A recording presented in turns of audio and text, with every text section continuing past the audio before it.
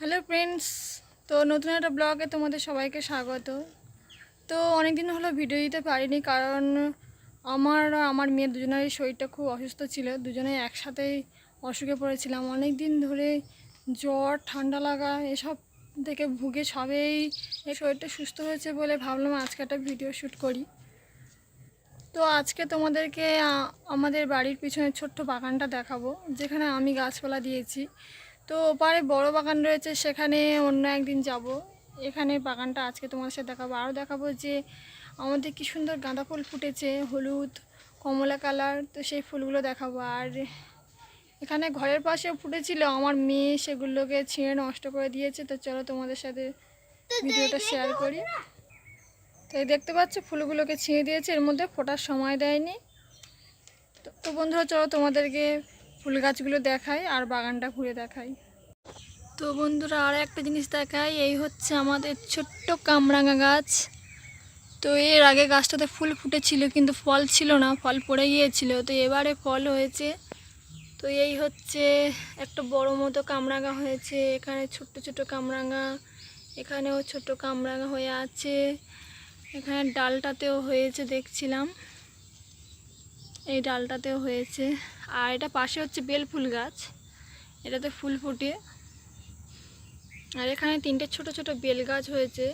এগুলোকে এখন ছোট বলে তাই পুঁতে নিই, পরে বর্ষাতে একটু বড় বড় হয়ে গেলে অন্য জায়গায় তুলে পুঁতে দেবো।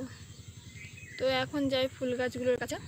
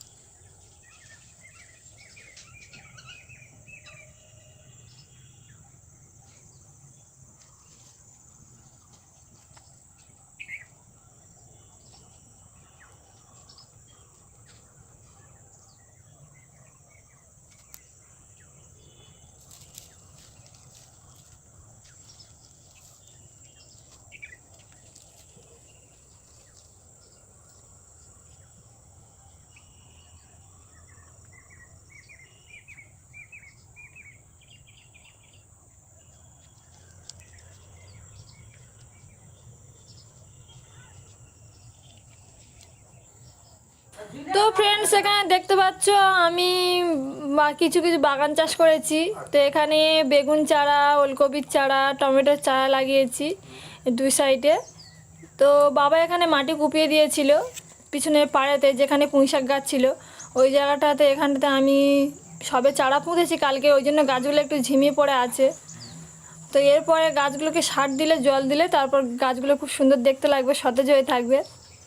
তো এরপর ওপারে দেখাবো যে আরও অনেক কিছু গাছ দিয়েছি, ফুলকপি দিয়েছি। ও এখানে হচ্ছে পালং শাক, এটা এই পালং শাকের গালা গালা টমেটো চারা দিয়েছি দুপাশে। তো এপারে পালং শাক দিয়েছি আর ওপারে আছে মূলো শাক, ওই মূলো শাকের ভিতরে দিয়েছি ফুলকপির চারা এখানেতে। তো এখানে এই দেখতে পাচ্ছ সাইডে সাইডে টমেটো গাছ দিয়েছি পালং শাকের পাশে পাশে। কারণ পালং শাকগুলো তো সবসময় থাকবে না, মানে একটু বড় হয়ে গেলে খাওয়া হয়ে যাবে, কিন্তু মানে যে টমেটো গাছগুলো সেগুলো সবসময় থাকবে, ফল হবে, খাওয়া যাবে। আর এখানে হচ্ছে ফুলকপি গাছ দিয়েছি। এখানে হচ্ছে মূলো গাছ ফেলেছিলাম, তার মধ্যে ফুলকপি দিয়েছি। মূলোগুলো একটু বড় হলে তুলে নিলে আর ফুলকপিগুলো থাকবে। তো এই সাইডে হচ্ছে লঙ্কা গাছও দিয়েছে মা লঙ্কা গাছগুলো পুঁতেছে। তো এখানে হচ্ছে আমাদের ছোট্ট বাগান। তো এর পরের ভিডিওতে তোমাদেরকে বড় বাগানটা দেখাবো।